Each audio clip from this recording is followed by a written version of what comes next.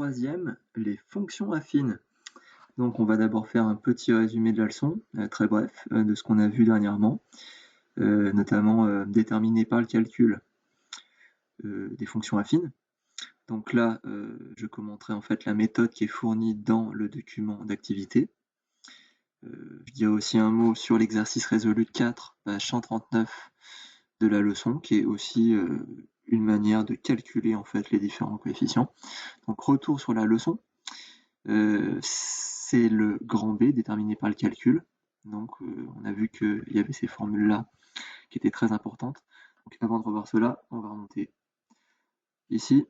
Je vous rappelle qu'on a les fonctions affines qui sont de la forme f de x égale mx plus p, dont la représentation graphique est une droite.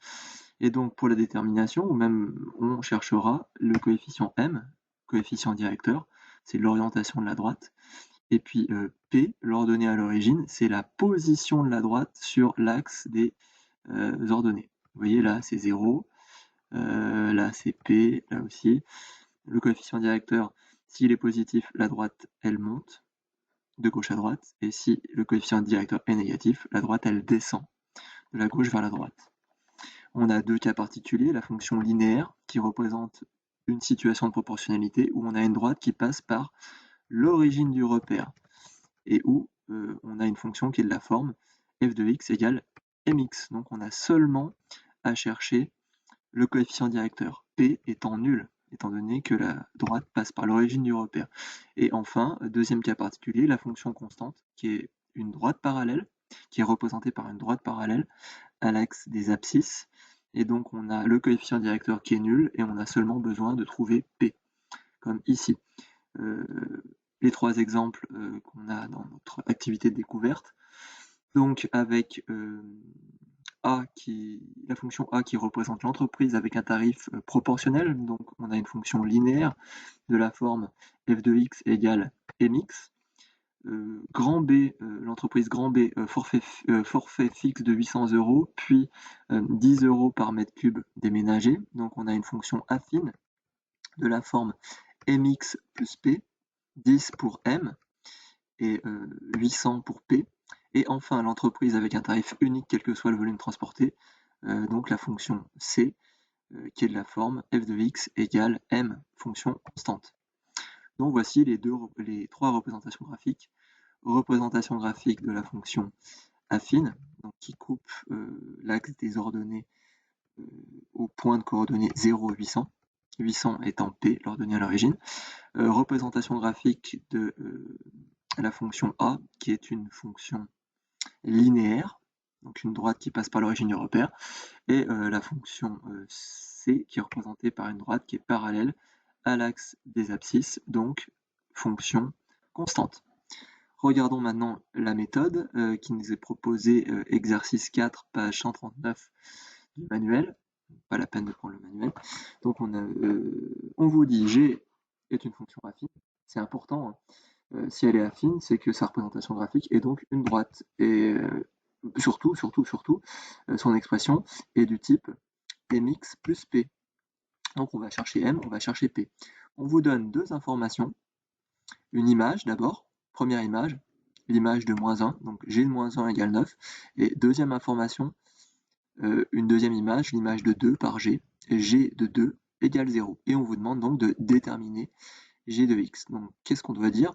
Eh bien, il faut dire, c'est une fonction affine, donc elle est de la forme g de x égale mx plus p, et on va utiliser la formule de la leçon. Donc dans notre leçon, on avait vu notre formule, celle-là. Donc c'est la différence des images divisée par la différence des antécédents. Donc les f de x divisé par les x. Ok? Donc là, ils ont pris le deuxième, donc je mets g de 2. En bas, je mets 2, c'est le x qui correspond. C'est comme si j'avais g de x, donc là j'ai g de 2, donc en bas j'ai 2. Moins g de moins 1. Ok, donc en bas, je mets la valeur de x correspondante, c'est-à-dire moins 1. Donc mes images, la différence des images divisé par la différence des x. Donc g de 2, c'est combien? G de 2, c'est 0. Donc je remplace g de 2 par sa valeur 0. Et g de moins 1, c'est égal à combien? C'est égal à 9. Donc je remplace g de moins 1 par 9. Ça fait 0 moins 9, ça fait moins 9, pardon. Et puis là, donc j'avais 2 moins 1, ce qui me fait 2 plus 1, moins 1, ça fait plus 1, 3. J'ai mon coefficient directeur. Je le remplace dans mon expression, comme ceci. Voilà. Et maintenant, il ne me reste plus qu'à trouver P. Donc pour trouver P, qu'est-ce qu'on va faire? Eh bien, on va se servir d'une des deux images. On prend la deuxième. C'est bien de prendre la deuxième parce qu'il n'y a pas de signe négatif. Et en plus, il y a un 0. Ça va nous simplifier les calculs. Donc, g de 2 égale 0. Mais on sait que g de x est égal à moins 3x plus p. Donc, dans l'expression qui est là, on va remplacer x par 2. D'accord? Je vais remplacer x par 2, donc ça me donne moins 3 fois 2, moins 3 fois 2 plus p, d'accord? Et ça serait normalement égal à 0, d'accord? Parce que là, je suis en train, là, oh, zut. Je vais mettre un rectangle rouge, vous comprenez.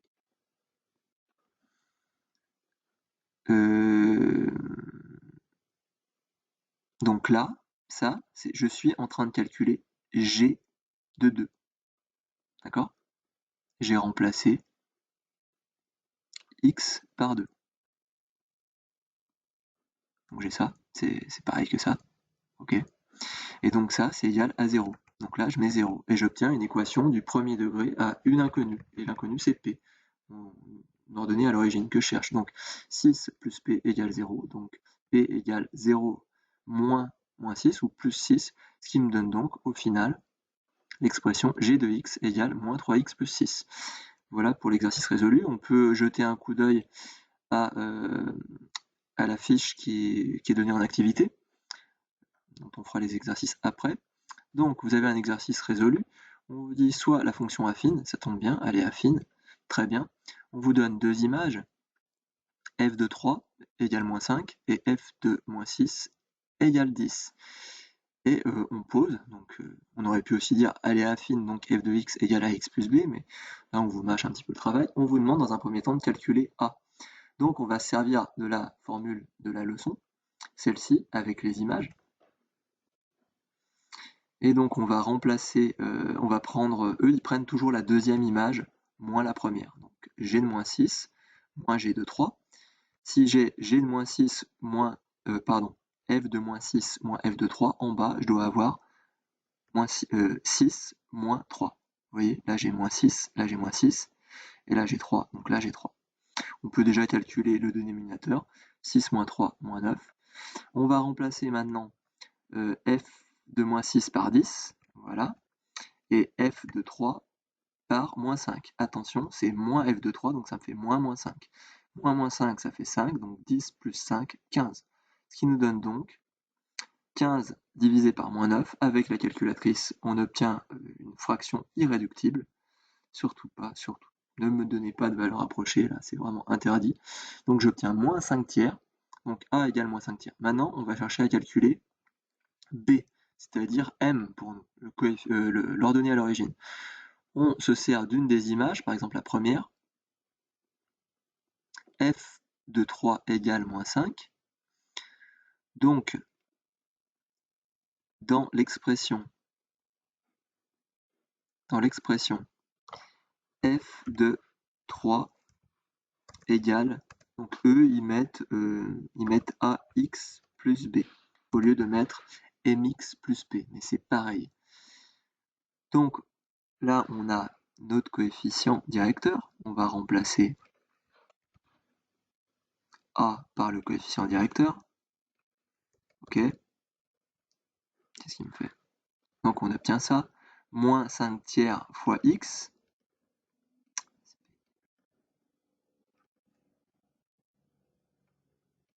voilà, moins 5 tiers fois x plus b.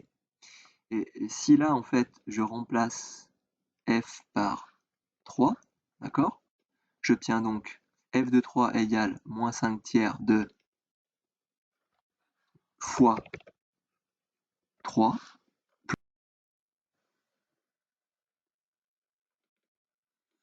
et ça, f de 3, c'est égal à moins 5. Donc plus b égale moins 5.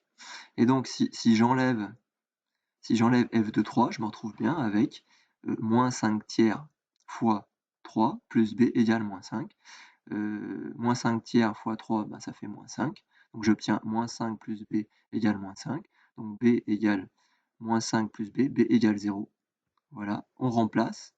Et donc on obtient au final f a égale... ils me font quoi?